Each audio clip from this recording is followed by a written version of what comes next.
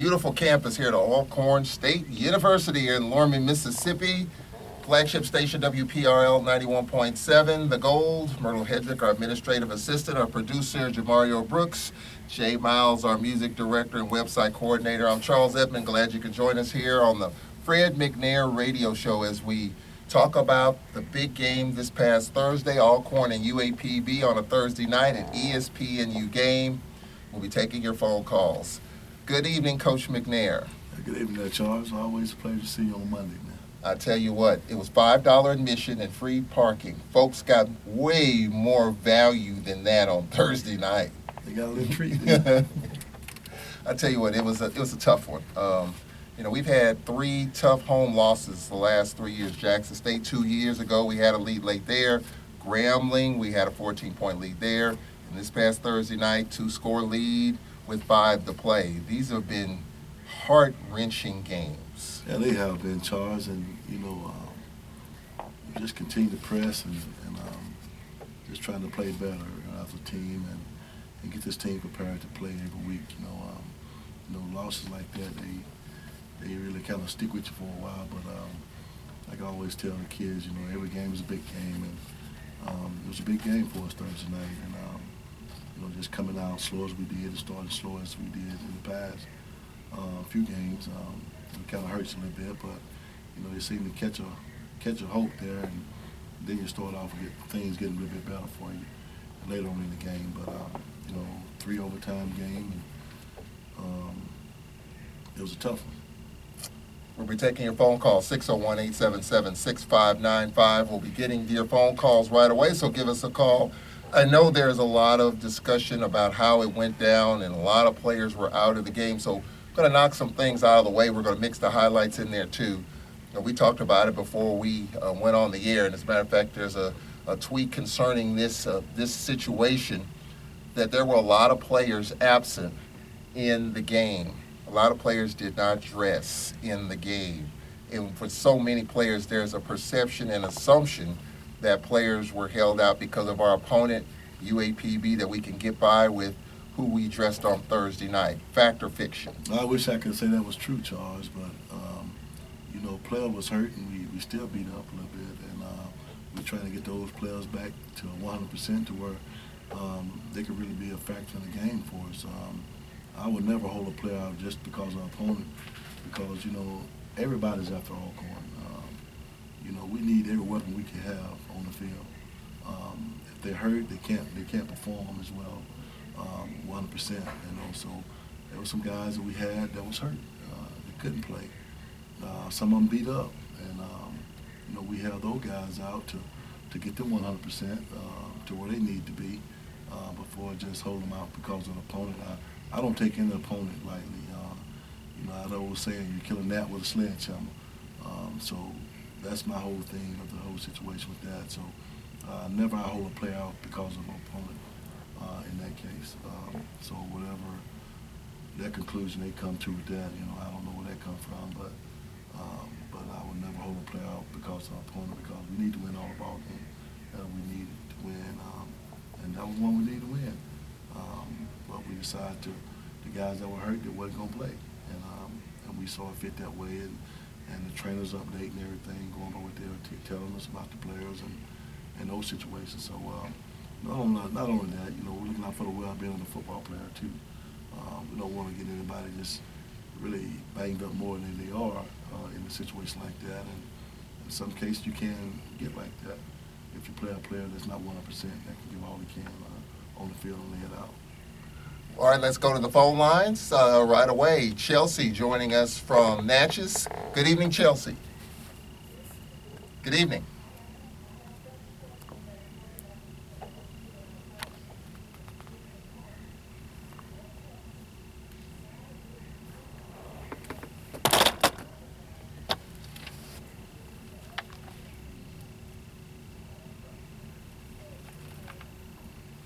Well, at that time, we still got 8 minutes or something left in the game, and we did run the ball a couple of times there, and we needed to get first downs. And sometimes a situation come like that where you need to throw it.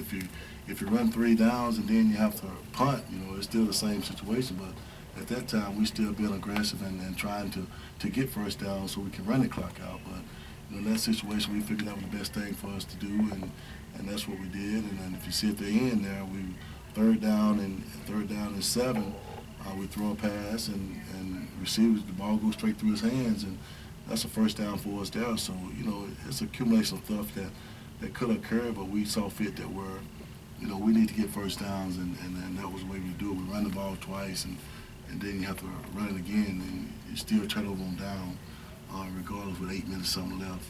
So it's not a safe thing to do either way, but you still have to press as a coaching staff to try to accumulate first downs in those situations, because the game is still not over. I've seen games this weekend that some of the same situation, just watching TV, and people trying to run the clock out and try to run the ball and they don't move it and they have to punt. The other team go down the field and score in that situation also. So we did what we thought was the best thing for the interest of the team to do the thing to get first down.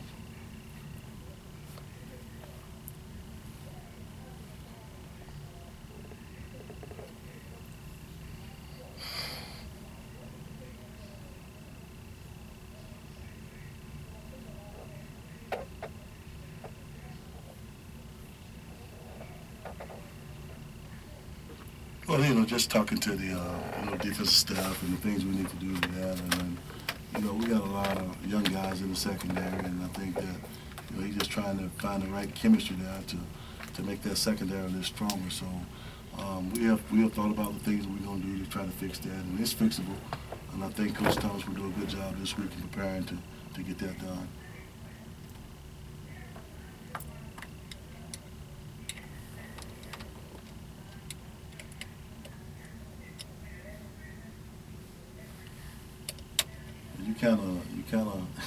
You kind of asked a good question, because that's the thing that we're doing now, and that's one of the kids there that he's been banged up ever since the first ball game, and playing banged up he's not 100%, and hopefully this week he'll be 85% at least. He won't be fully 100%, but we're trying to get him back to there. Hopefully we'll get him back 100%, and those are some things that's in the game plan now as far as what we're going to do with him this week. And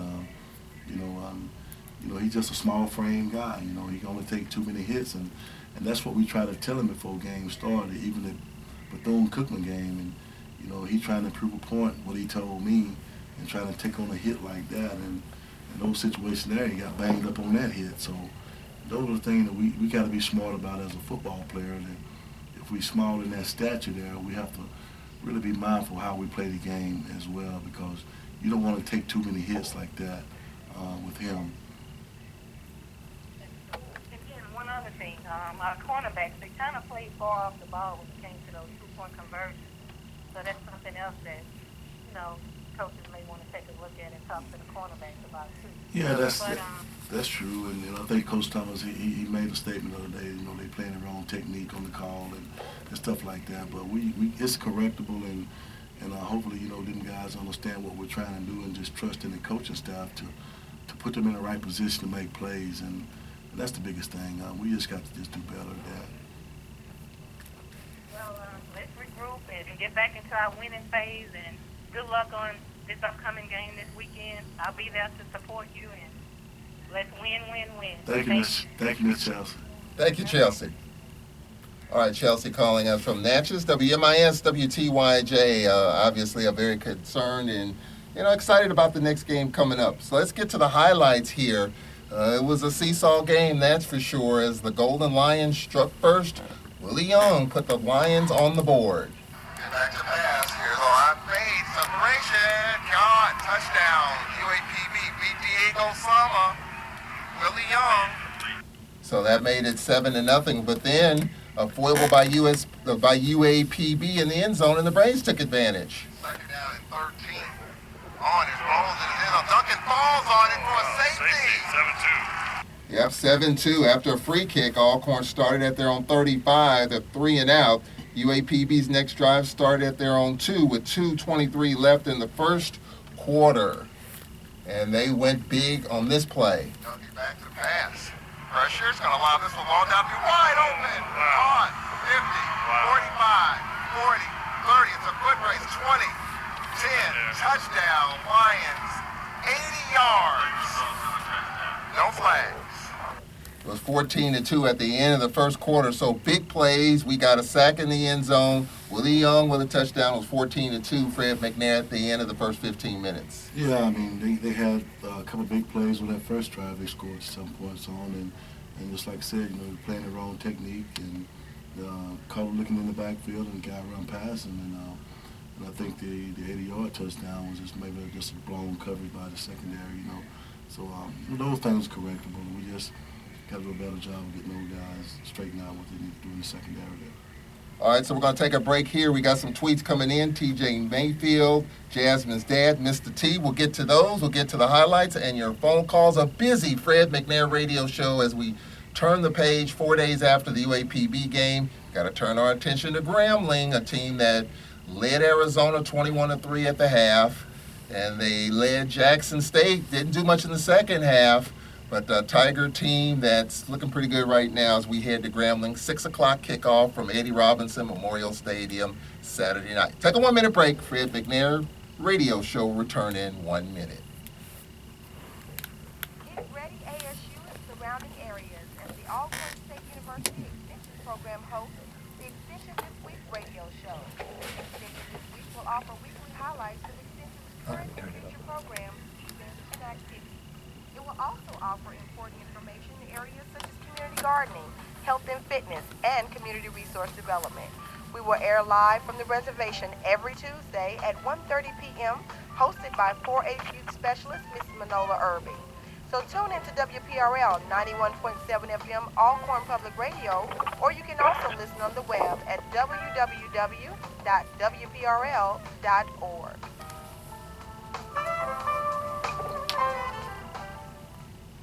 All right, the time is 15 minutes after 6 o'clock. Let's go back to the phone lines. We'll try to get as many phone calls as we can. We heard from Chelsea and Natchez. Let's go to Mobile. JJ, we lost him last week, Coach, but I think we got him tonight. Good evening, JJ. Good evening. How y'all doing? Pretty good. All right, JJ. How you doing, Coach? First off, I want to say it was an honor to, see you for the first time in maybe 3 years. The day after the Alabama State game, I came in there and saw you, and I just want to thank you for giving me that 5 minutes because, honestly, the whole ride back home, I had just a big smile on my face because I was able to get to see you. I didn't think I was going to be able to see you. Yeah, I know, man. But it was, an amazing experience. And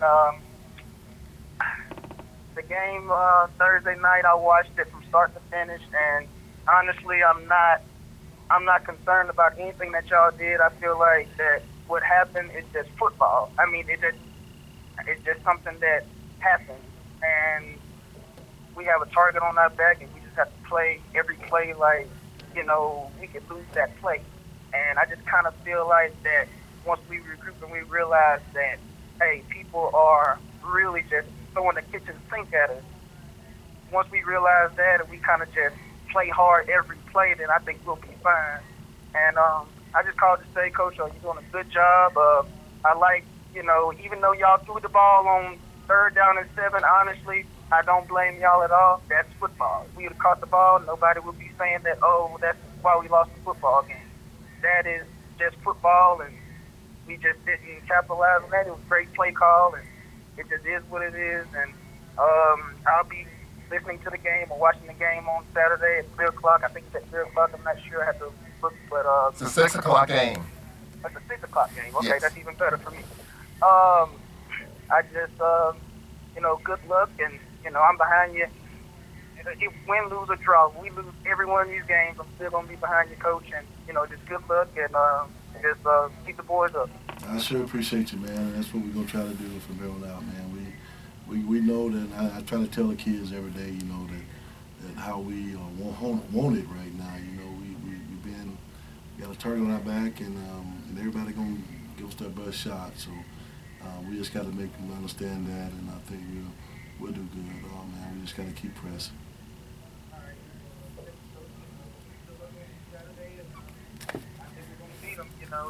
They're a real good football team. Trust me, I read a lot, and they're a real good football team on paper. But we'll see what happens when we line up against them with our 11 against them. I appreciate Good it. luck, and see you later. All right, JJ, thank you very much. We appreciate you calling in from Mobile. Dedicated caller, Coach. Throughout the years, he's always called in, so we appreciate him calling. All right, let's get to the second quarter highlights. We got some tweets to get to as well. It was 14-2 that the Braves responded on their second drive of the quarter at their own 43-yard line. Ladarian Davis to Lance Turner with receptions. They got to the Lions 25 where it was 1st and 10, then 3rd down and 10. Noah Johnson back to pass. Looks going to lob it down the middle. Wide open. Caught. Touchdown. Orlando Neals with the catch on the post. Wide open. Noah Johnson. So that made it 14-9, and then the Braves came right back as Ladarian Davis put the Braves on top. Braves still trying to get lined up here. 10 on the play clock. Braves trying to get alignment off the field. 5 on the clock. 4, 3. I think they'll get it off. 1 on the clock. Noah Johnson back to pass. Looks, steps up. Noah Johnson dancing, pointing, backpedaling, throwing over the middle. Caught. Touchdown.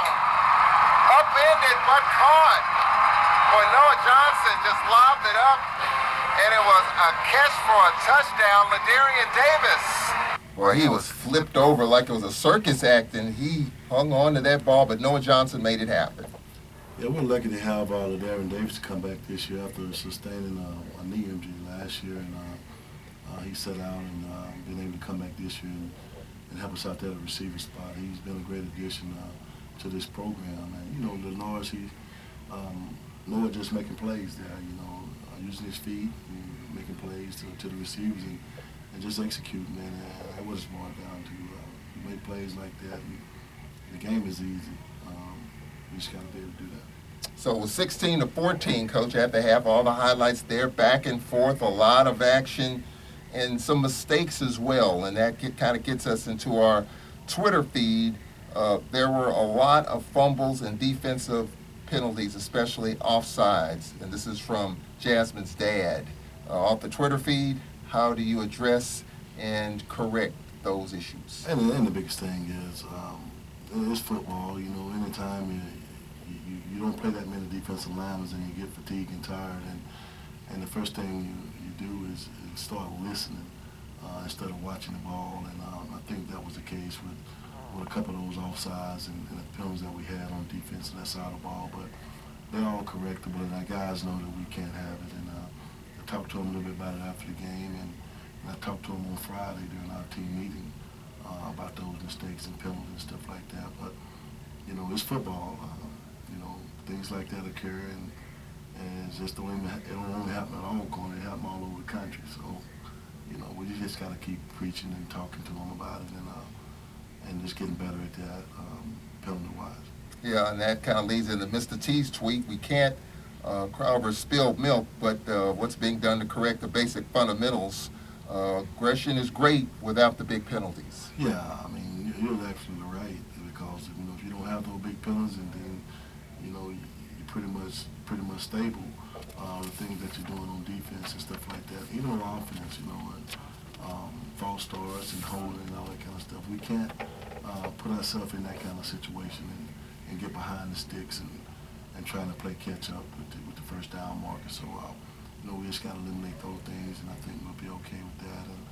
And we just have to keep talking to them every week, you know, about those mistakes that they're making that kind of make us sit back and behind the sticks and all that kind of stuff. So hopefully we'll get that corrected this week and play a flawless game down at Grambling. All right, we'll take a timeout here. We have Cedric Foster on the phone line. We'll get to him after this timeout. He's calling from Tallahassee. Boy, Tallahassee's not doing well. Florida State, whoa, Louisville just took it to them over the weekend. Man. It was a tough day for the state of Mississippi college football team. I think everybody lost. Everybody. And that's it was a tough Saturday in the Magnolia State. Anyway, we'll get to Cedric Foster. We'll get to the third quarter highlights. We'll get to your tweets. All that coming up. 22 minutes after the hour. The Fred McNair Radio Show rolls on in 1 minute. Join us any day or every day. Here at Think about that. Everybody lost in the state. Yeah. Come in Monday through USM Friday, lost to Troy. I was listening to a little bit of it Saturday. They were up 7-0. 11 a.m. to Troy came in 1:30 p.m. for lunch, featuring our famous fried chicken every Wednesday. And join us for dinner between the hours of 4:30 p.m. and 6:30 p.m. We also serve brunch every weekend starting at 11 a.m. to 1:30 p.m. Saturdays and Sundays, and dinner from 4:30 p.m. to 6:30 p.m. And don't forget to follow Braves Dining Facility on Twitter at Braves Dining ASU and on Instagram at Braves Dining, and like us on Facebook at Braves Dining. We hope to see you soon.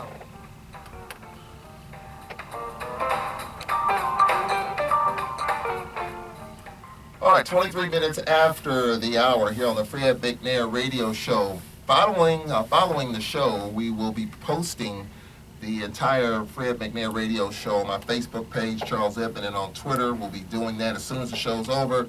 So probably half an hour or so, we should have the Fred McNair Radio Show. If you've missed all or parts of it, you can listen to it anytime you want. All right, let's go to the phone lines. Let's go down to Tallahassee, where I'm sure the city is in mourning.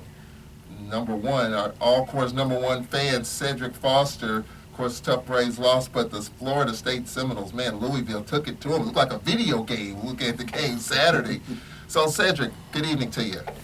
Hey, good evening to you. And you're right about that. Florida State got beat down, and FAMU, they had that game too. I listened to it, and they lost that to Tuskegee, boy. You talking about bad. Yeah. Bad at FAMU right now, I'm telling you.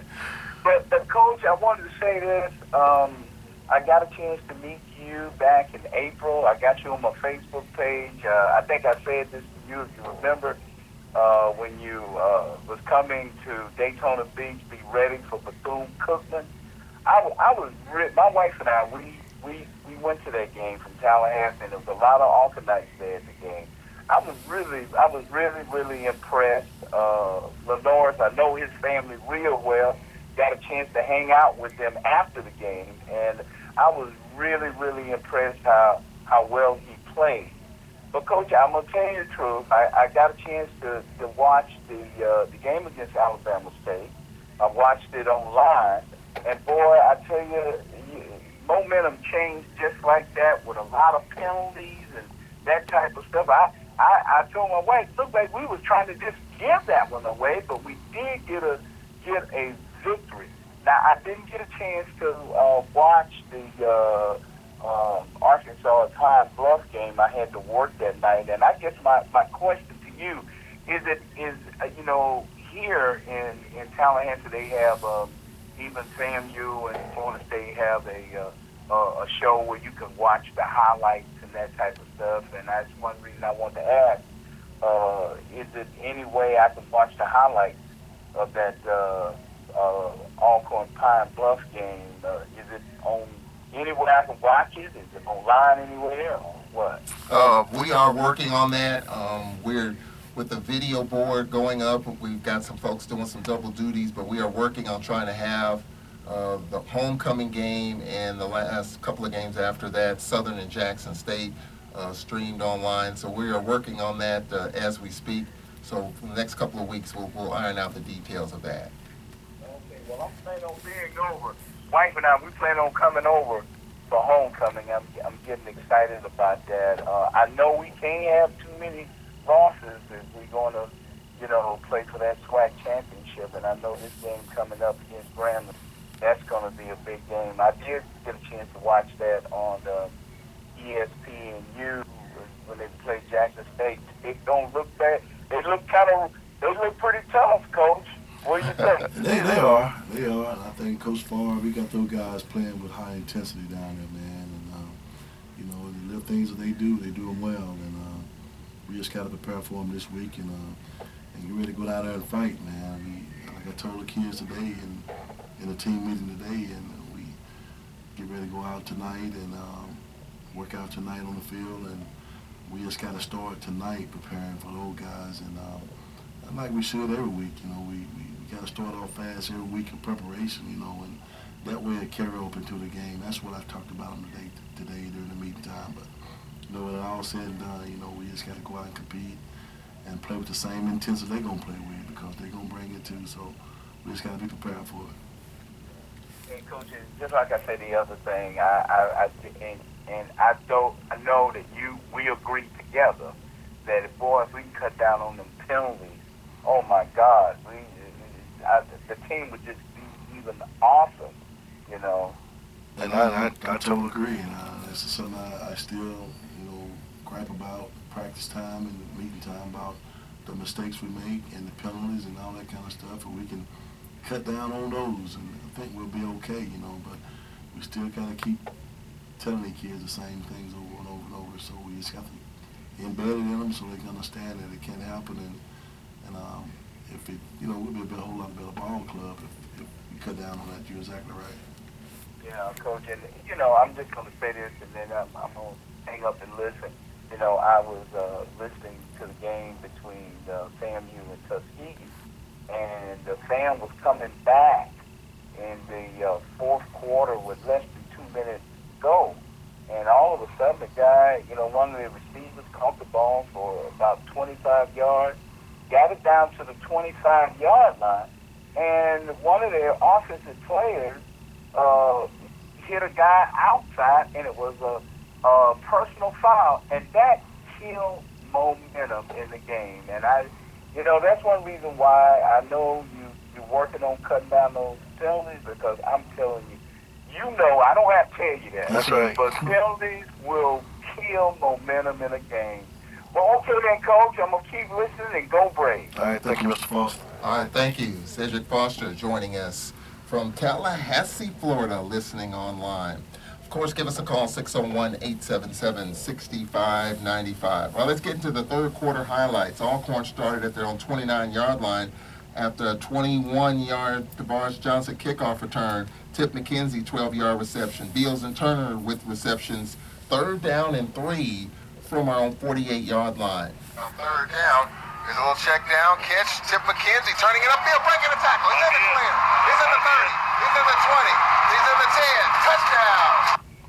And just like that, we're up 23-14, and that was the score of Fred McNair at the end of the third quarter. We're going to talk with Tip McKenzie for the pregame show on Saturday versus Grambling. He's getting more and more comfortable, and it seems like in space, just like against Bethune-Cookman, he really has got a lot of speed. Yeah, he's a great player, and he's been doing a lot for us this year, and making catches, and you see this time, he's protecting the ball. And that's one thing we talked about with him, making sure he protect the ball. And in the past 2 ball games, he had a turnover in these ball games. So I guess he's getting to understand that, protect the ball and everything. So hopefully that will carry on into the rest of the season. Those guys just protecting football and not having many turnovers as we've been having. So we just get that corrected. All right, we're going to take a break here, get into some of the highlights. Kermit is standing by in Dallas, so we'll get to that, and we'll get to the fourth quarter highlights coming up in 1 minute, halfway through the Fred McNair Radio Show, a full show already. We're already halfway through, Coach. We'll take a break, and we'll be right back in 60 seconds. Yeah, hi. I'd like to report a bear sighting. Location? In the forest, near the side of the road. No need for alarm, sir. The forest is where bears live. But this was no ordinary bear. No ordinary bear? Yeah, 1 second I'm having a smoke taken in the view. Next thing I know, I am face to face with Smokey Bear. Let me guess, Smokey had a tip for you. He did. He must have seen me toss my cigarette on the ground. He told me never to do that because it only takes 1 spark to start a wildfire. He's a smart bear. Did you know that 9 out of 10 wildfires are caused by humans? That means 9 out of 10 wildfires can be prevented. That's what Smokey said. I had no idea. That's why Smokey's famous, and you're not. Good point. If you see someone in danger of starting a wildfire, step in and make a difference, because 9 out of 10 wildfires are caused by humans. Brought to you by Smokey Bear, the U.S. Forest Service, your state forester, and the Ad Council. Learn at WPRL 91.7 FM. All right, have...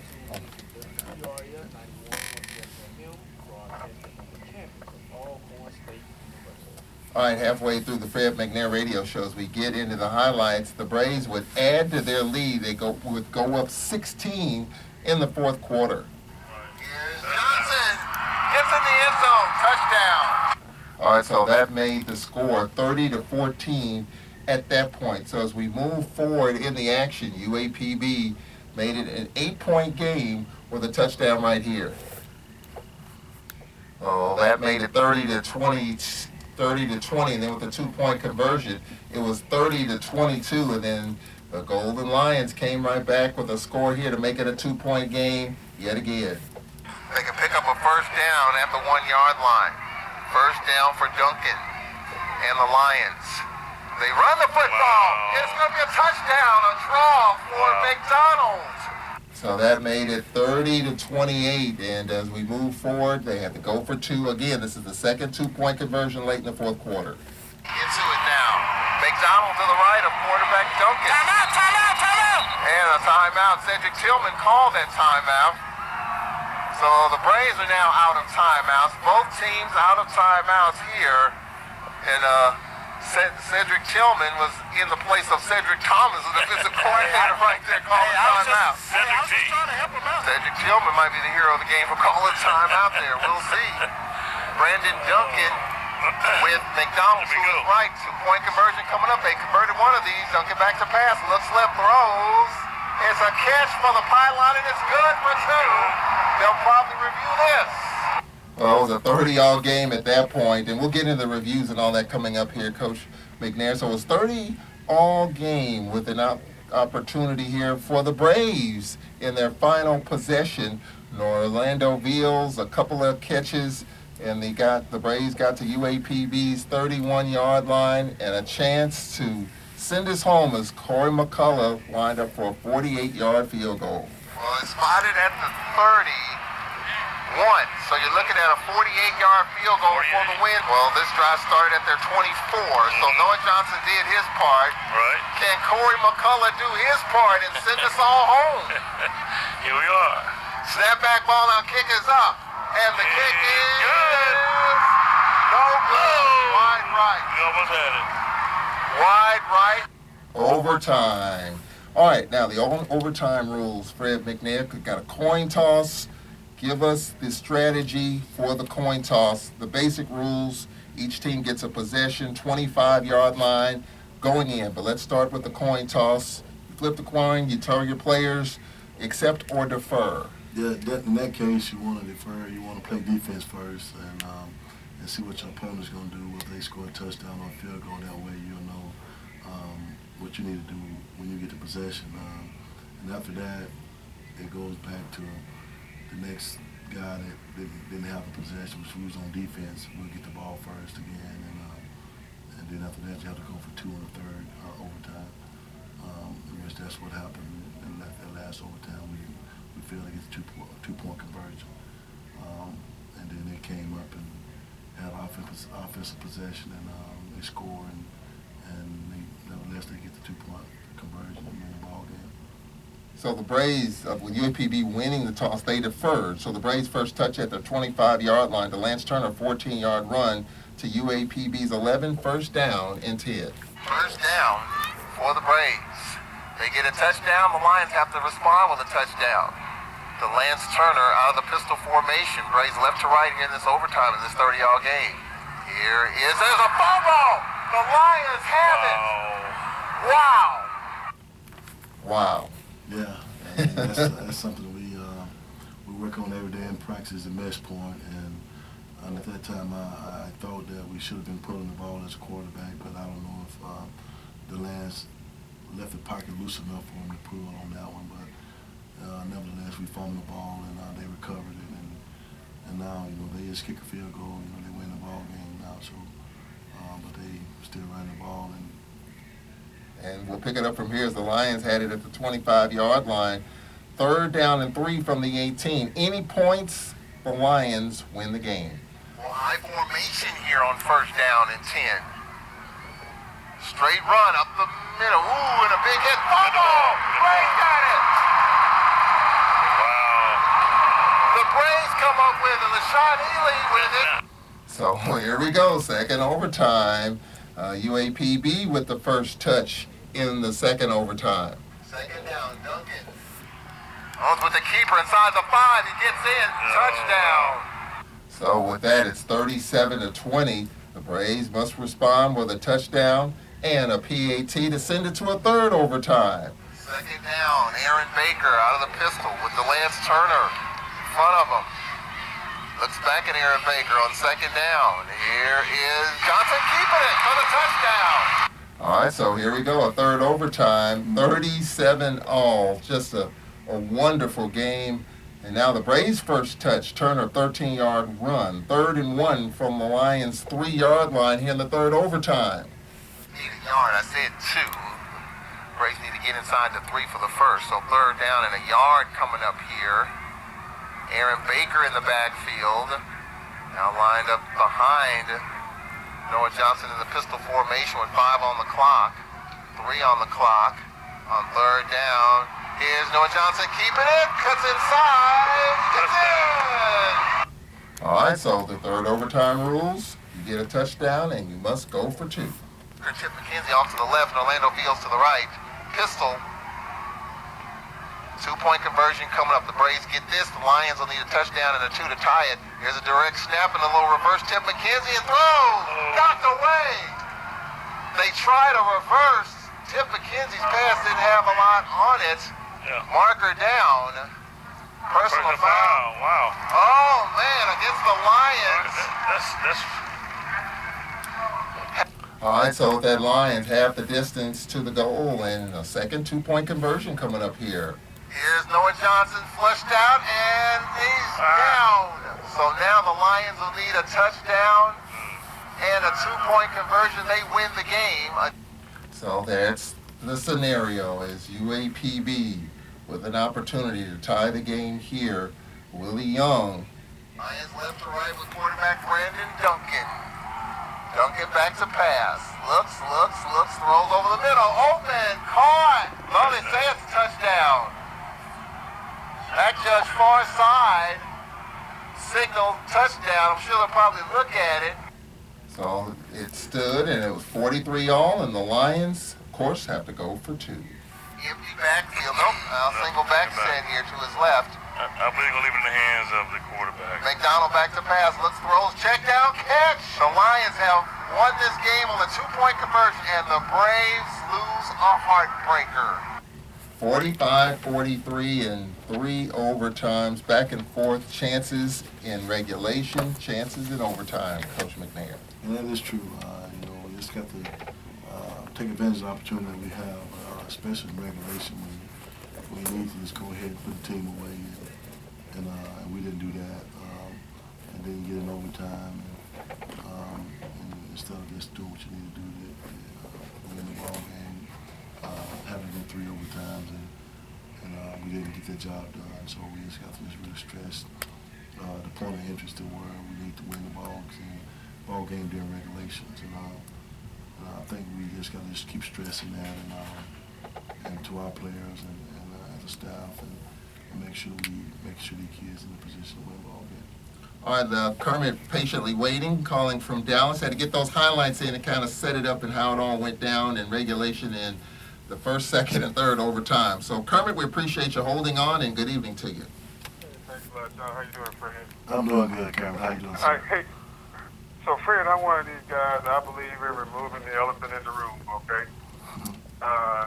Fred, I watch you when you play receiver at Alcorn. I watch you when you play quarterback at Alcorn, and your family has done a tremendous amount of things for Alcorn. You deserve to be coach. Not because of those things, because I think you're going to be a really, really good football coach, in my opinion.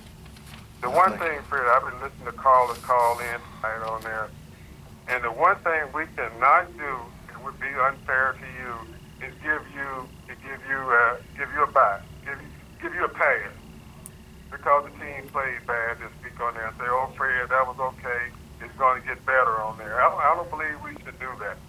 And Fred, I was looking at Alabama last week. They played Western Kentucky. And I'll never forget what the coach of Alabama said during his press conference. The guy said to him, it appears you and Lane Kiffin had an argument on the sideline. And he said, no, that wasn't no argument. That was an answer to him, is what that was.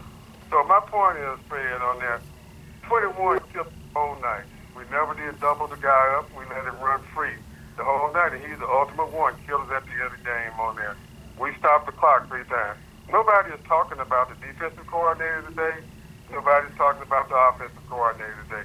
everybody's pointing their finger at Fred McNair because Fred is the one that's ultimately responsible for it. And Fred, I swear, I will back you to death. I think you're going to be a great coach, man. I think you're going to be a great coach on there. But those little things, man, will kill you. So that's all I wanted to say, Fred. I just wanted to get the elephant out of the room.